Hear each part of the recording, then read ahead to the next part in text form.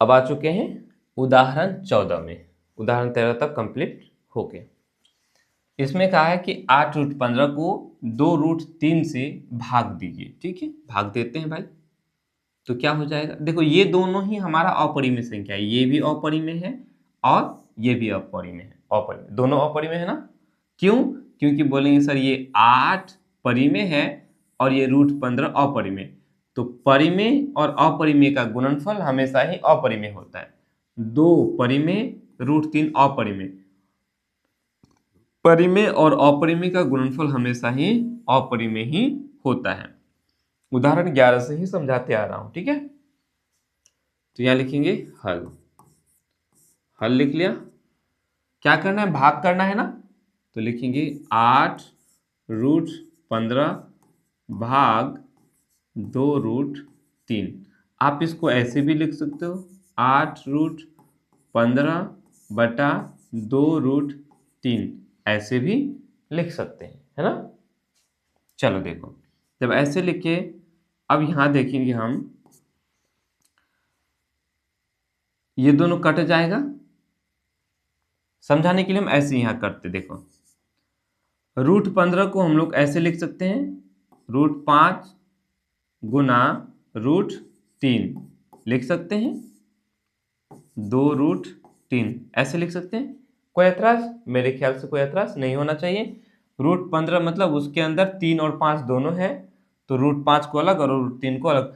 उदाहरण 13 में हम लोगों ने ऐसा करके देखा था ना, √5 और √3 है, तो इसको हम लोग गुना करेंगे तो क्या हो जाएगा, 5 और 3 को अंदर से गुना हो जाएगा, 5 या 15 हो जाएगा। ठीक है, चलो ये कोई बड़ी बात नहीं है जो समझ में ना आए।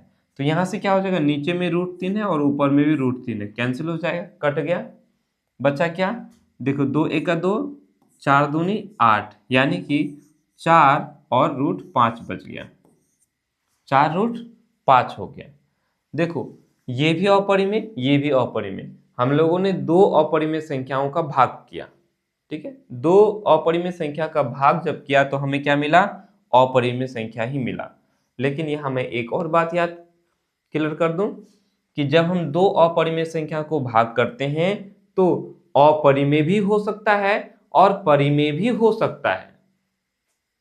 ठीक है, दो अपरिमेय संख्या को जब हम लोग भाग करेंगे तो परिमेय भी हो सकता है और अपरिमेय भी हो सकता है। उदाहरण के लिए ले लेते हैं, जैसे 7√2 को हमें भाग करना है, 7√2 को हमें भाग करना है 21√2 के साथ, 2 से।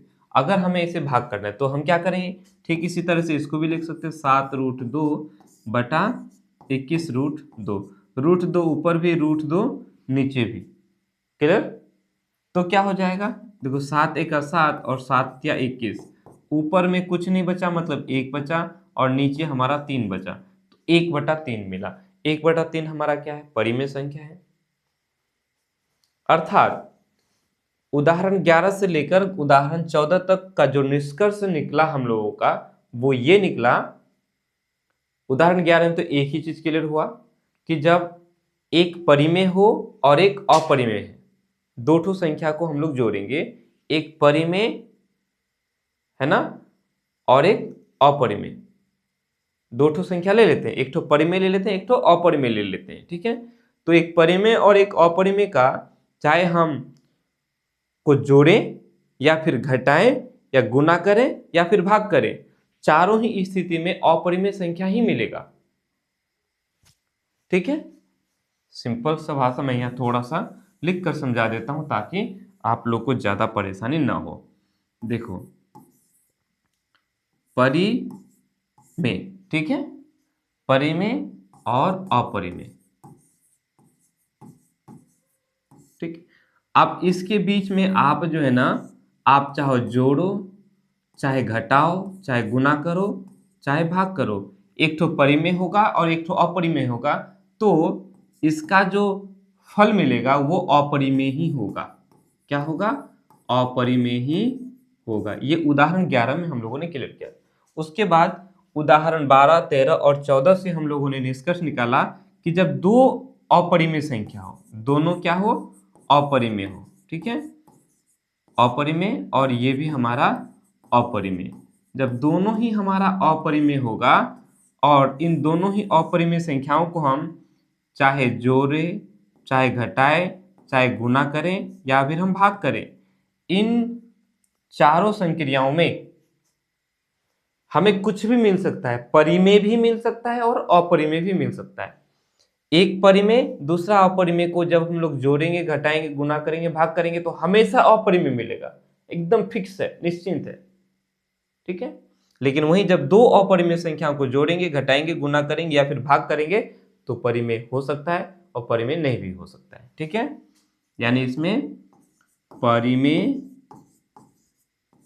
भी हो सकता है या फिर अपरिमेय भी हो सकता है। इस चीज को आपको याद रखना है। क्लियर? आशा करते हैं कि आपको यहां तक समझ में आ गया होगा। देखो, या इसको सिर्फ भाग करने के लिए कहा था, इसका तो यहीं तक है, बस इतना सा। बाकी मैं इसको अब तक जो हम लोगों ने पढ़ा उसका निष्कर्ष निकाल के दिया। राइट? चलो इसको उतार लो। अब इसी में इसको मत उतार लेना, आप इसको कहीं रख लो या फिर आपको प्रैक्टिस करते हुए आपको याद आ जाएगा, आपको याद रह जाएगा। क्लियर? उतार लो इसको।